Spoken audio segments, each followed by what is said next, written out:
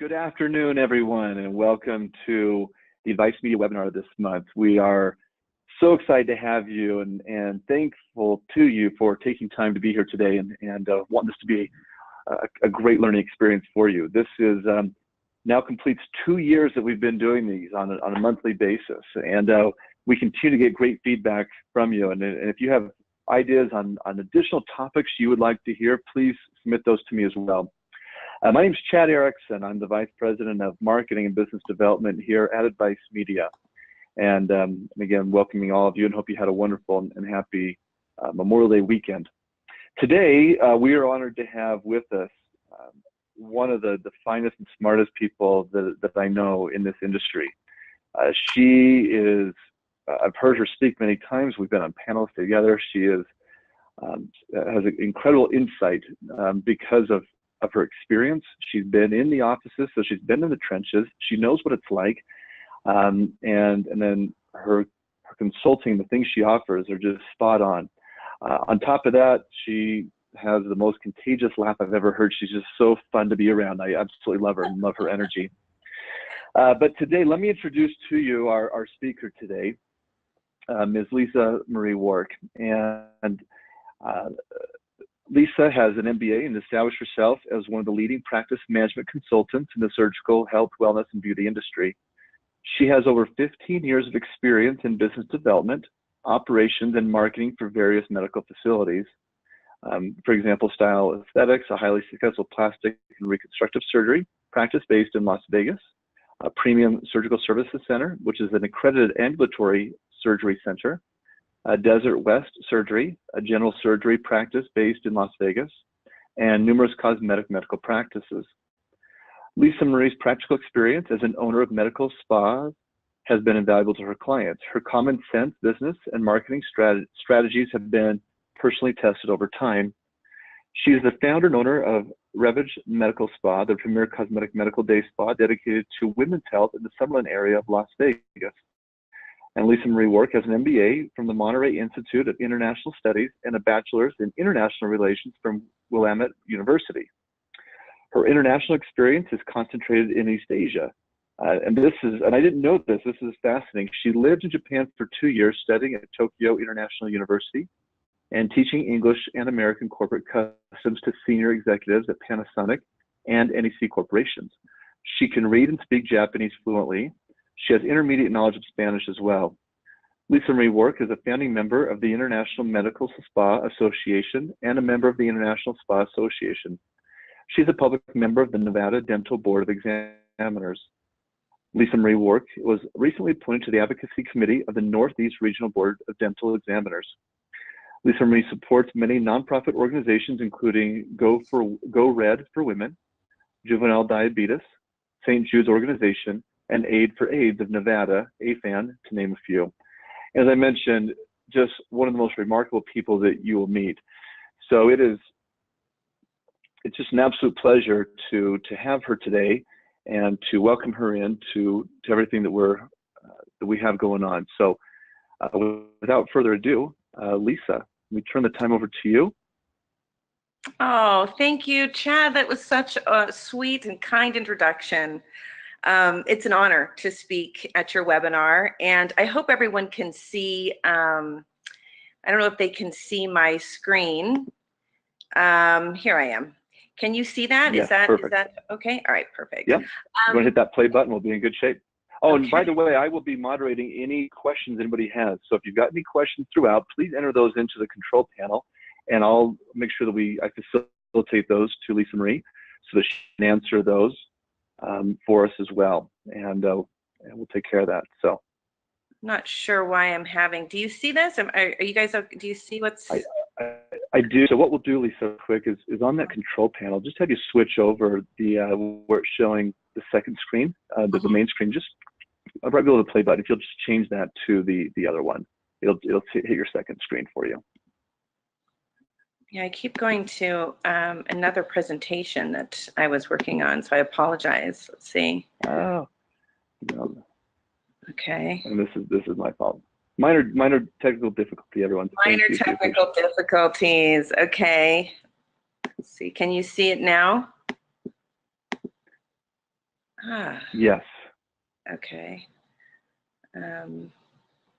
All right. Looks like we're looking at the importance of building one. There we go. Yeah, that was it. That was so. I want you guys to be able to see creating the 5-star experience. Perfect. And I'm hoping you can see that on your screen. I can. Okay, so without further ado, a lot of people, a lot of doctors, a lot of dentists are now going into more concierge medicine.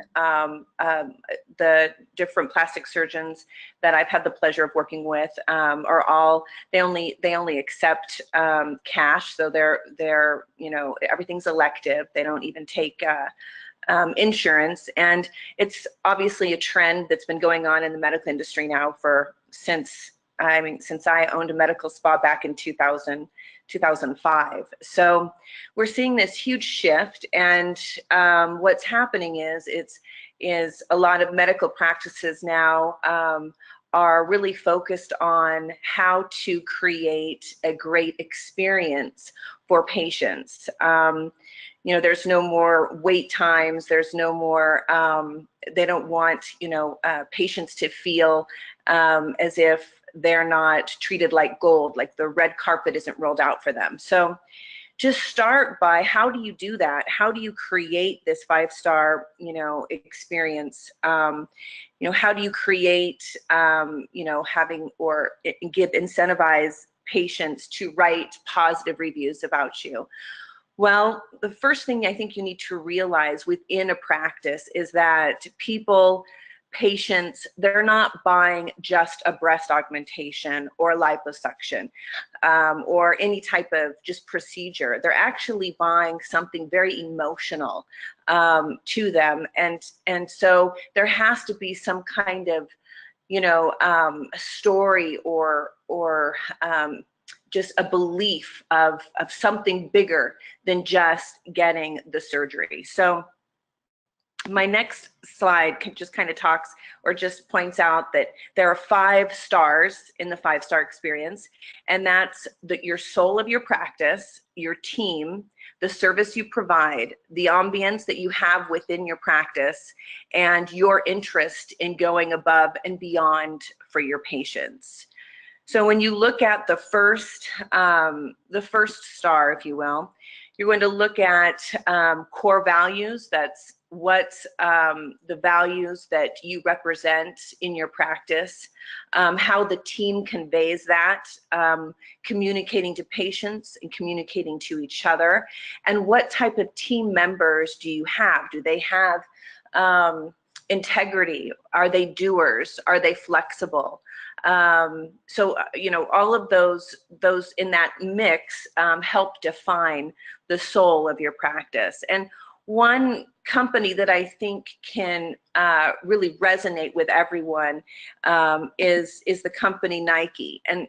And the reason why I chose Nike is because I feel like everyone that I know, any type of athlete that I've seen or upcoming athlete, there's a brand that they promote, and that is not just do it. I mean, that's their whole slogan, but their core values represent, the leaders in the industry, coaching people that, if you look at I don't know, some of the top tennis players like Nadal or, Serena Williams, they're also the lifestyle that they lead helps define that brand. So when it comes to your medical practice, you need to think about, what are we doing with our patients? Are we giving them a sense of, we're not here just to do breast augmentation. We're here to listen to you and connect with you about something that's bothering you, whether you're going through a divorce, whether you're changing a career, whether you're aging and you just feel down about yourself. Those are really the major reasons that triggers the choice or the decision to come into your practice. And so if you can embody some value and create some principles within your practice, it's like basically the DNA that's going to hold your team together. And what I mean by that is if everyone understands exactly what is expected or what is promoted within your practice with regards to values and how you treat patients and what your role is, then everyone can work to that common goal. And that is one, and it's a huge part, but it's one part of creating that 5-star patient satisfaction. So when I think of one of the top 5-star hotels, I think of the Ritz-Carlton. And believe it or not, their employees are given this core value statement, and they're supposed to carry it. It's like it's a card. They're supposed to carry it in their uniforms. And if you read just a little bit of this, there's such a huge takeaway that you can bring to your practice, which can set you apart from your competitors. And basically what it's saying is it's empowering your employees to create relationships with your patients. One plastic surgeon that I work with always asks the questions, can you imagine if can you imagine if all of my patients stayed with me, how many patients I'd have today? And you really need to think about how in the long term, one patient may not buy surgery that day, but the impression that you leave with them is something that they remember. So if you look at, how you empower your team is a really big deal. And how they need to constantly improve and innovate that experience. You want the team members that you have, the front office, the back office, to be involved in helping, troubleshoot, creating a better experience, communicating why, a patient was upset and how that was resolved, how it could be better resolved. So anyway, I'm not going to read the core values to you, but you get an idea of, if you want to create that 5-star experience, it has to start from within your practice, really, and it becomes the soul, the breathing soul of your practice. I love this quote by Steve Jobs, and this just redefines or explains a little bit more of why your core values are so important.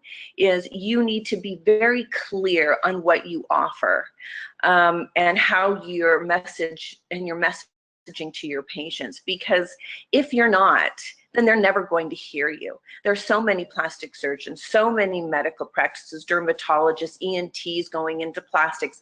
There's such a plethora of practices out there, and you need to be very unique and define your uniqueness, and that starts with your values and how you treat your patients, because your patients are your biggest marketing tool.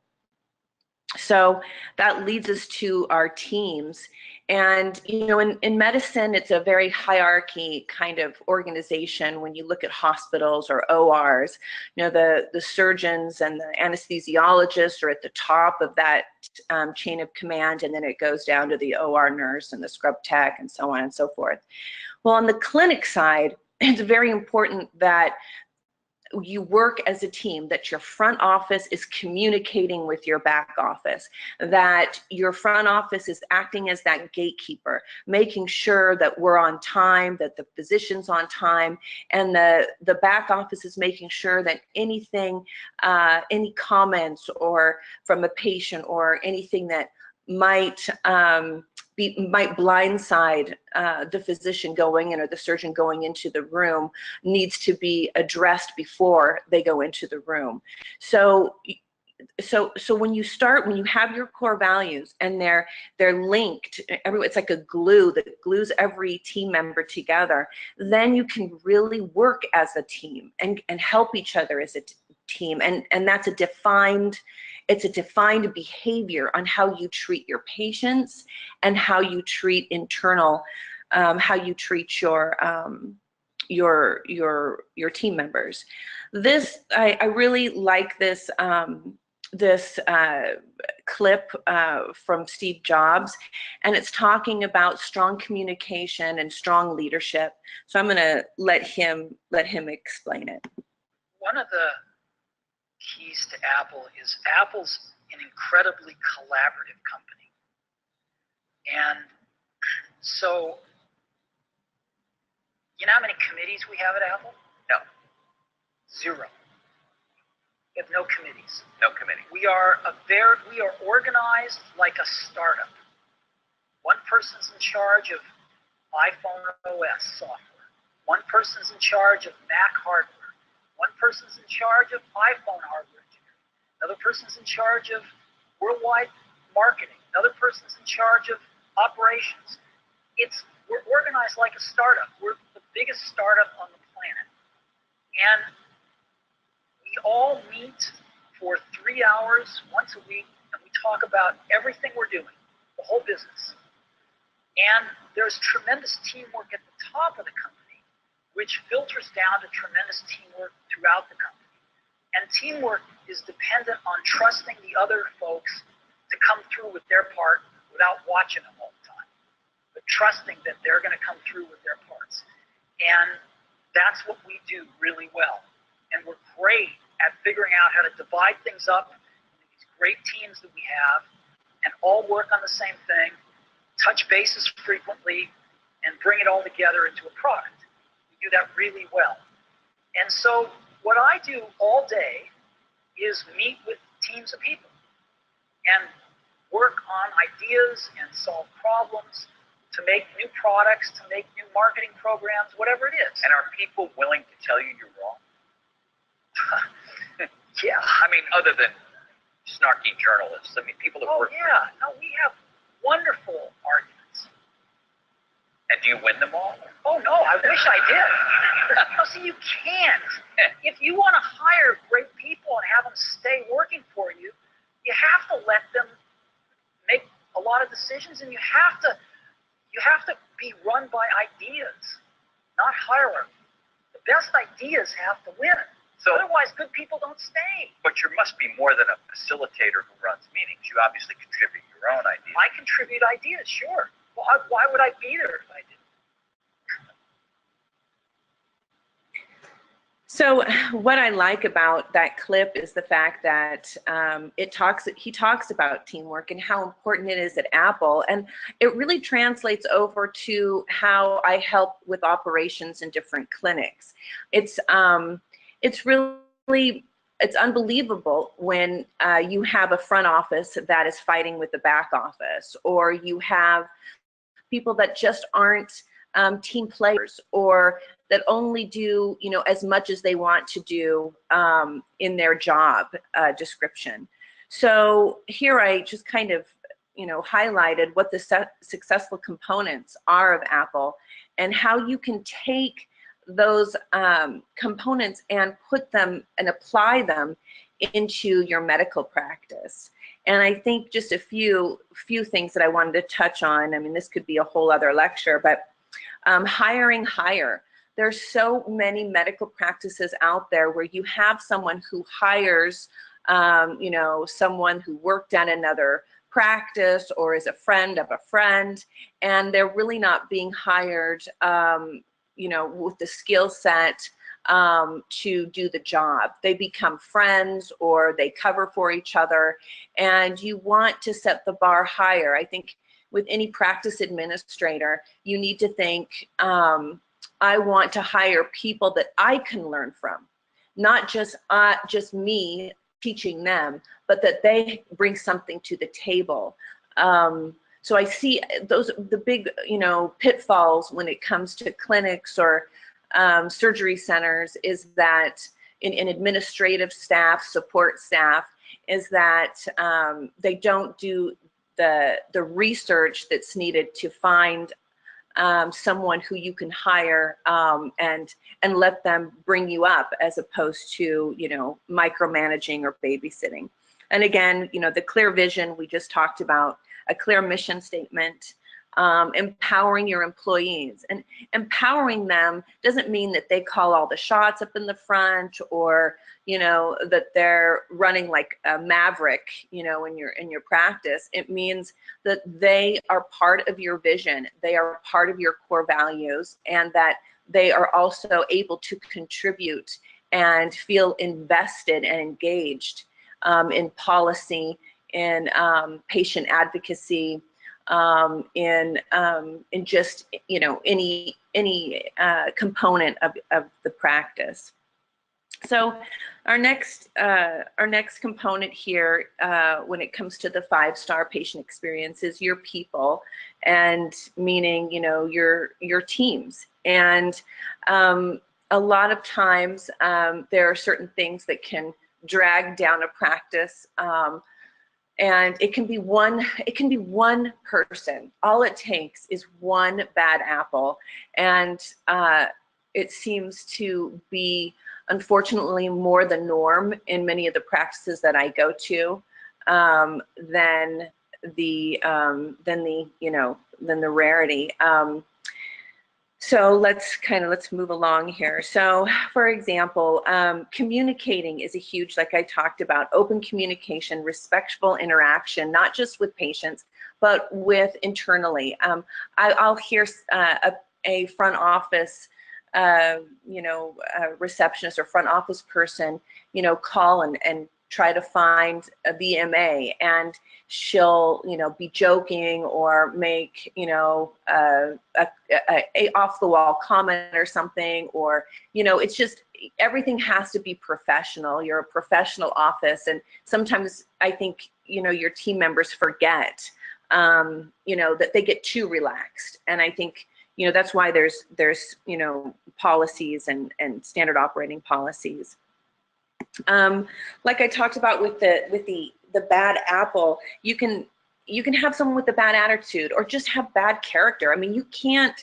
That's the problem, is you cannot train someone who has a bad character, or is undermining you, or it has a bad attitude, or is really passive aggressive about getting things done, or gives you a hard time when you ask them to do a task, or doesn't follow through because they just don't care. And all of those little things add up to a very big picture, which again goes back to how these patients, what their experience is like in your practice. There are many times that, unfortunately, that you hire the front, and by the way, the front office is one of the most important parts of your practice. It really is the office of first impressions. I mean, it's right, it's not only, your website, and then you get an inquiry, like an email or a phone call, and then they make the appointment, and all of that leads up to them finally coming into your office. And when they do come in, they should, your front should greet them like, a long lost friend, getting up instead of sitting down, and, introducing themselves and welcoming them to the practice, and, making sure everything is choreographed, where they receive the patient paperwork, and they take a seat, and you go and you ask them if they would like water or tea, or here are some magazines. I noticed that you were interested in blepharoplasty, or I noticed that you were looking at injectables. Here's some brochures for you to take a look at while you wait to see the doctor. Like I said, with it's the team. Your team is so important, and I can't say that enough. I mean, there was a saying that I truly believe, and it's, people don't quit their jobs, they quit their managers. And if you are in a bad situation, or if you have someone that you know, a team member, but doesn't act like a team, doesn't do the work, or you're constantly doing her work, it starts to wear down the whole team. And I just can't explain enough, when you do your interviews and you do your research, you know, do the background checks, find out about, you know, who you're hiring, look them up on Facebook, on social media. I can't even tell you how many people have lost the opportunity for an interview after I've seen their Facebook page and them, you know, wild and drinking and partying. And I'm thinking, oh my gosh, not that I would think that they would do that at work, but who knows? It's a complete turnoff. And unfortunately, in this world where social media now is so, you're so accessible, you know, we really have to watch that in every aspect, whether it's, you know, our personal life or our business life. So you want to hire, so who do you want to hire? So you want to hire a doer, someone who's result oriented, a collaborator who has a great skill set. So they bring something to the table. They have flexibility. They'll come in on this hour, they'll stay longer if a patient needs more time. They'll be cross-utilized. They want to be cross-trained. They want to be up in the front. They want to help be in the back. They want to help, you know, however they can. Those are the team members that you want. And I think it's so important to cross-train your employees, just because, you know, the other thing is, you know, you might have high turnover, or people don't show up for work or whatever. So you're constantly, you're not ever going to be held hostage by one employee, or, you know, in the job that they do. Now we go to your service, and you know, you want, the reality with your service is you want to find out about your patients and what their needs are, and then you want to obviously listen to what their needs are, and then you want to exceed their expectations by delivering you know, those cosmetic needs in a VIP sort of way. So the service has to be very choreographed. And like I say that a lot, but like it starts, you know, when people start looking for a plastic surgeon, they're going to start looking. Let's say they want, you know, a tummy tuck. So the first thing they're going to do is they're going to Google that tummy tuck. Let's say Las Vegas. Where are you coming up organically, or are you paying for Google AdWords? So when they come up, then you hit, so you come up on the Google page, and they click on your website. And that website, that's the beginning of your service, because that website has to be not just cutting edge and innovative, but it has to be a true reflection of what you offer. And so you want those before and after pictures. You want all those accolades on your website. You want it clean. You want it easy to read, easy to visualize, and easy to book. I want to book now. I want constant, you know, call to action. So that is just the beginning of your service when you start. It's the first contact with the patient. And I believe one of the practices that I'm consulting with now, we figured that it costs us about $1,800 to get a patient in the door. I mean, that's just the marketing and following through. When you get an email from a patient inquiring about an appointment for a consultation, it is a policy, it is a requirement to respond to that patient within 2 hours, at least. I mean, 2 hours at the latest. So those little things, that quick response, and how can we help you, and very scripted responses keep everyone on the same page, and it impresses those patients, those new patients out there that are looking for, you know, a change in their life. They look tired. They want to look rejuvenated. They want to feel better about themselves. It's the beginning of that journey with them, is how you respond to their inquiry. We talk about exceeding expectations, as if you know what your patients are looking for, then you can anticipate their needs. And that even goes right from the beginning, from the front office, when they fill out the patient intake forms, and they're sitting in the lobby and they're looking around, and they're seeing celebrity pictures that are taken with the surgeon. They're seeing before and afters. They're watching videos. One surgeon that I have in his lobby, he has, I want to say at least 50 pictures of him with different celebrities, saying, thank you, Dr. So-and-so, this, you changed my life, or, I could do this, I was on Playboy because of you. And it's, what it does is it just kind of, it brings an image to the patient sitting there that he's an expert, that, look what he's done and look at the work he's done. So don't be afraid to show off in that sense, in your lobby or in any treatment room. Show, the celebrity patients that you have, that you have worked on. Let's see. So this is interesting. So we all think, oh, you know what, if you have your morning meeting and everyone's talking and we're talking about, our reviews and how patients are treated, we all think, oh, we're doing great. Our patients are so happy.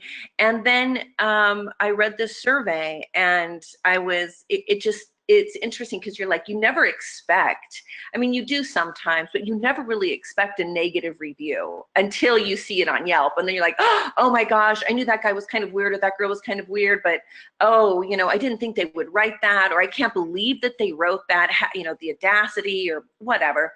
So this is interesting. In this study, 80% of companies surveyed thought that they were delivering superior service, but only 18% of their customers actually agreed. And so, I think it's so important. And it's one thing that I tell practices: when you're at clinic day, I want you to be sending out review links to your patients. How was your experience? And, get the feedback. Is it I want to hear it. And internally, we want to hear it, because we want to constantly improve in our policies and our performance. So know your patient, as I was just kind of talking about. Who are your patients? Are they mostly African American, or are they mostly, female, white, breast augmentation? Are they male, rhinoplasty, gynecomastia? Who exactly are they, and how do you communicate to them? So how do you find this out? Well, if you have an established practice, you probably know who your patients are, but it's always, I think, a real, it's very smart, because I think what it will do is help you target your marketing channels. Is if you do a survey when people come in, have them fill out a survey about what they're interested in, how did their referral sources, who, referred them to you, how did they find out about this doctor, and make sure you're writing that down. A part of the front office should be not only asking that question, but then it should also be that the patient care coordinator follows through with that, with those questions.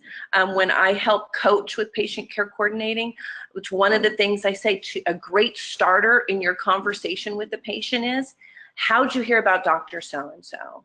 How did you feel in there? Did he answer or she answer all your questions?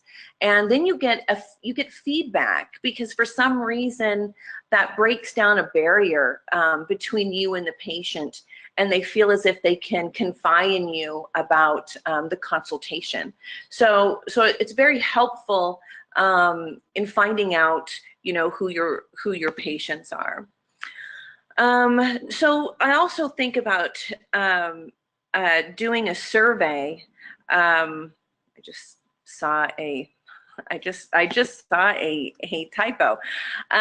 A survey, find out who your patients are. So again, an internal survey asking, the questions about, it helps with assessing patient loyalty. Would you ever come back? How were you treated? What are the highlights? From pre-op to post-op? When you walked in, were you acknowledged?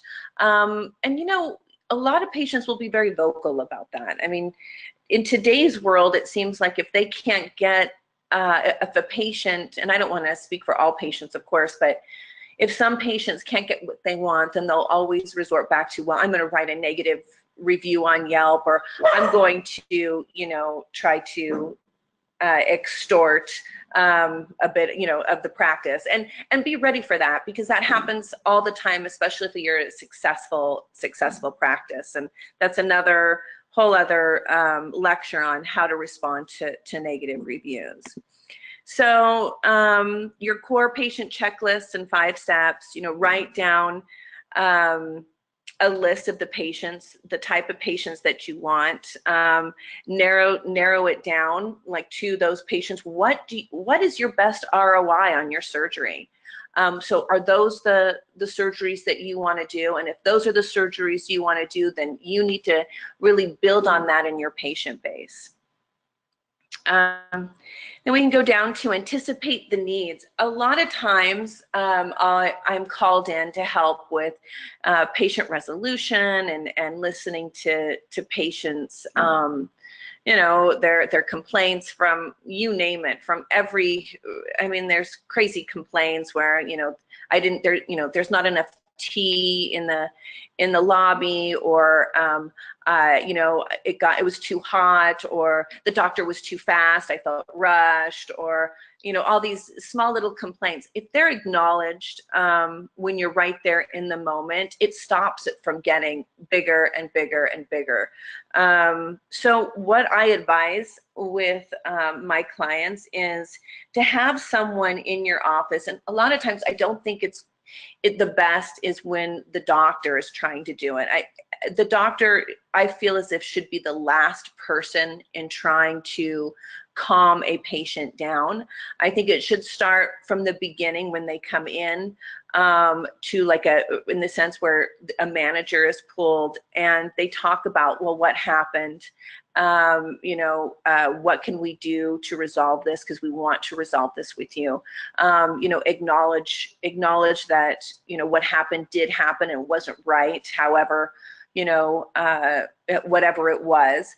And the reason why I say the last person should be involved as the doctor is that he's trying to take care of patients and, focus on his surgery and focus on, really treating patients, as opposed to getting upset or taking it personally, because a lot of surgeons do feel very personal about a complaint, when it's somewhat very easy for a business person on the other side, a manager, if you will, to be able to, take care of it without it getting, I know with surgeons, in my experience, is they don't want to hear bad news before they go into surgery. They want you to come with solutions as opposed to the problems. So creating that type of a culture in your practice where it's solution-based, as opposed to, focusing on the problems, will help anticipate needs going forward, and will help with patient advocacy and patient conflict and resolution. The next huge factor when it comes to patient satisfaction, 5-star satisfaction, is your ambiance. When you walk into a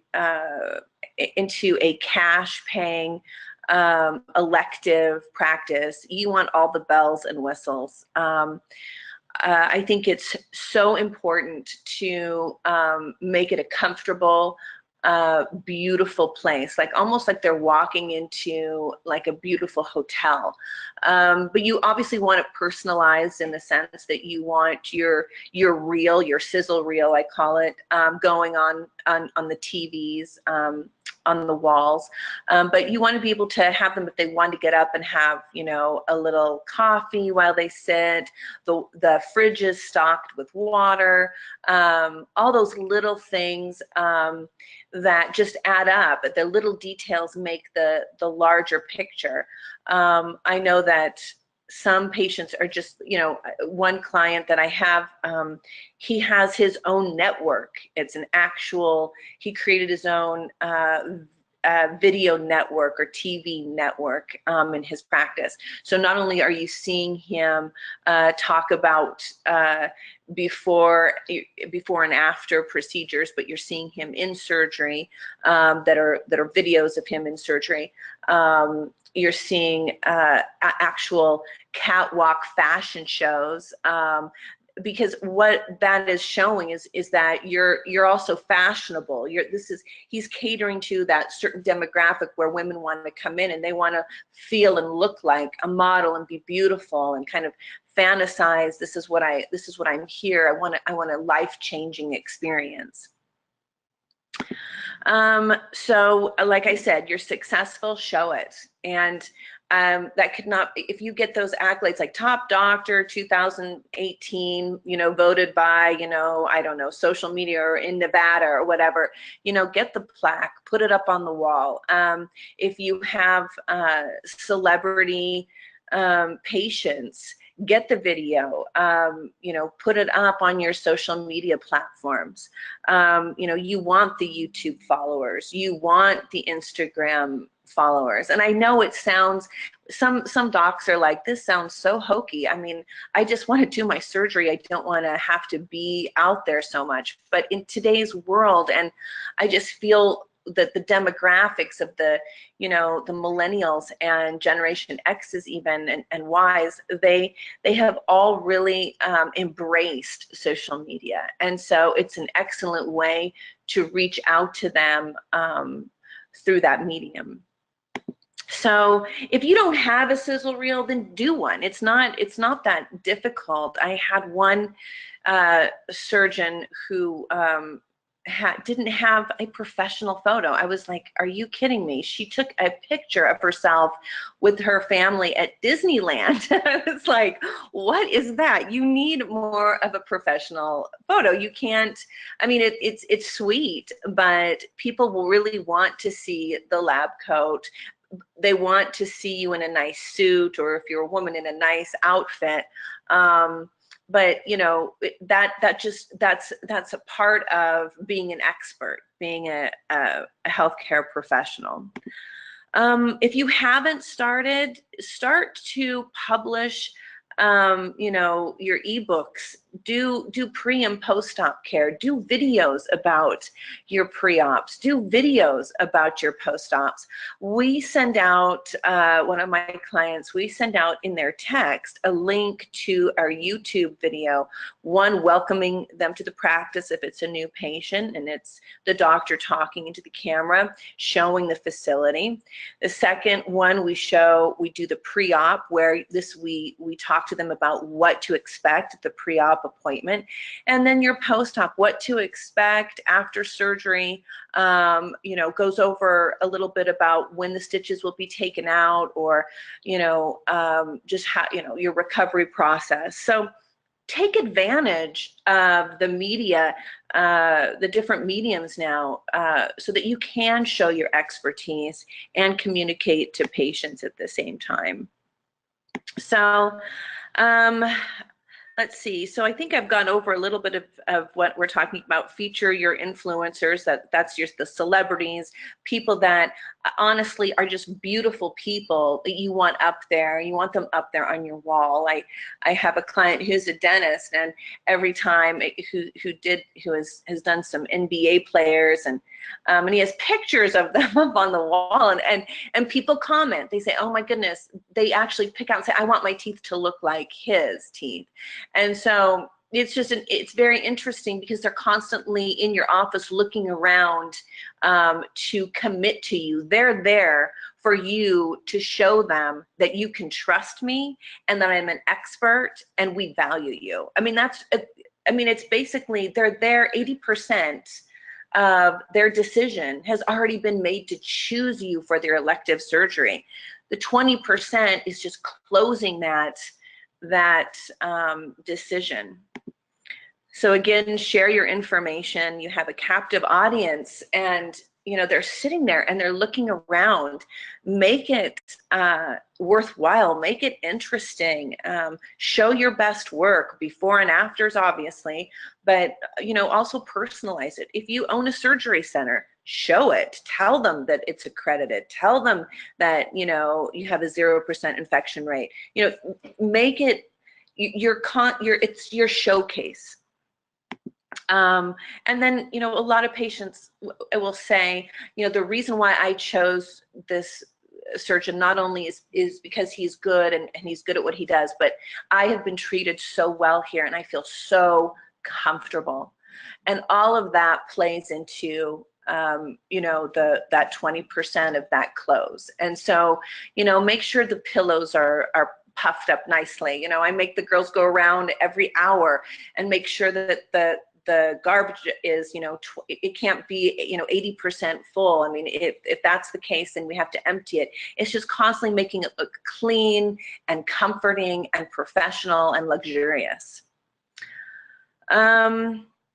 So, and I guess the last thing for success here is, and what I noticed, what other practices, the differences between practices is there are some practices that will go above and beyond for their patients. And like the MA will reach out to the primary care physician and help make the appointment. So, during the pre-op, make sure that they get the mammogram or the chest x-ray or the EKG. And there's other practices that just don't do that. They just kind of give you the slip and say, you know what, you're on your own. And I am a firm believer that if you go above and beyond with a patient, they're going to remember that, and they're going to walk away, and they're not going to really remember what was all said and done, but they're going to remember how you made them feel.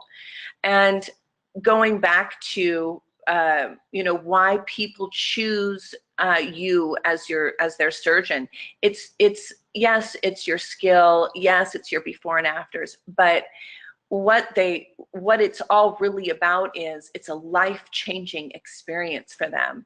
And they've been, the backstory is so much more important than just selling a breast augmentation or a rhinoplasty.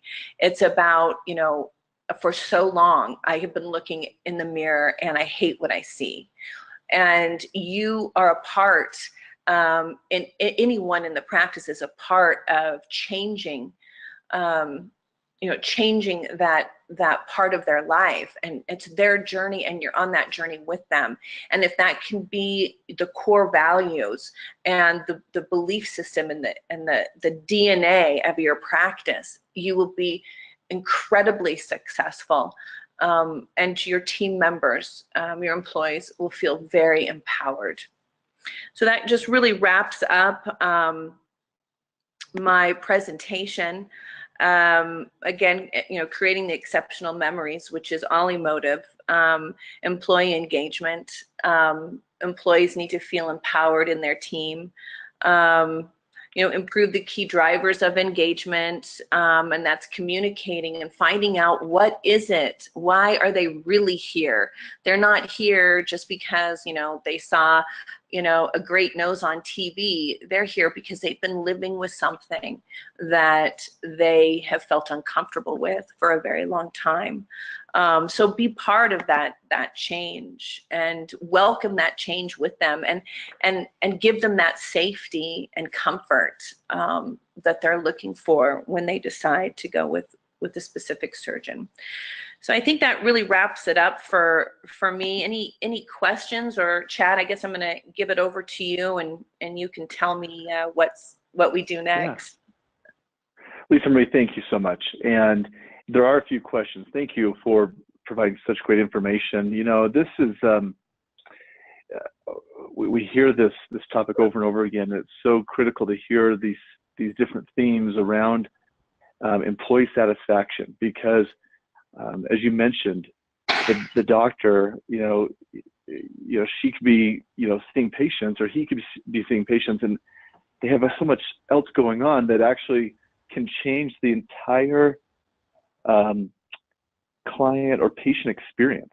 And it's outside of the doctor's control. And so making sure that this is addressed is an absolute critical part of the overall success of the practice. Do have a few good questions, and if anybody else has some questions, please, again, feel free to submit those through the control panel, and happy to moderate those. So one of the first questions is, you mentioned that you set a requirement for the practices you're over. They have to respond within 2 hours. What about after hours? How do you handle the responses after business hours? That's a good question. We talk about that. We keep responding until 8 o'clock at night. And then after that, we respond in the morning at 8:30, 9 o'clock in the morning. A lot of it is done off of our phone. We're all connected on our phone, and how we set the system we set up is, so we get an email on our phone, which is an inquiry. Whoever's on call, we call it on call to take these inquiries, has to be the first person to respond.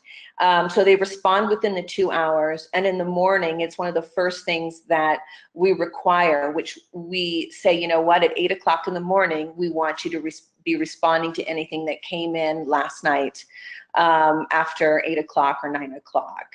And you'd be amazed that it's, you think, oh my gosh, that's crazy. I don't know, who would do that. But it's worked really, really well for my client. And the nice part is patients really, really appreciate it. They're like, oh my goodness, I didn't think you'd respond so quickly. And, we book a lot faster because of that. And then do you pay them extra on that when they're on call, or is that part of their job duties when they start? They get like they'll get a flat fee of an on-call, like an on-call flat fee, which it ranges anywhere from like just $40 to, depending upon the hours, or depending upon if they're coming in to help with post-op patients. Yeah, that's basically how my client does it. You just kind of work it out with the employee. This is what I'd like. I need you to be flexible, and we'll take turns on who's on call or what, especially for the weekends. But during the weekdays, one person will be the lead and will be answering and take a screenshot and said responded or replied. And so what's wonderful about that is that it books up our consults very quickly. Awesome. Another question that came in is what have you found to be the best method for monitoring phone calls? Is it listening after the fact, or listening live on calls? Listening live on calls, I sit back and I will listen to the patient care coordinator do follow-ups. I will listen to how they answer the phone. And it's funny, the phone system for one of my clients, you can really hear the person, okay, I want to come in, and how they respond. Okay, we can get you in on this date. How did you hear about us? I give every employee a script, and I have them really stick to that script so that everyone is on the same page. I think that's an important part of this is scripting out what they're going to say, so that they're not deviating from that. They know what to do, and it's so important. Do you do, kind of my own question for that, do you also conduct secret shopper calls?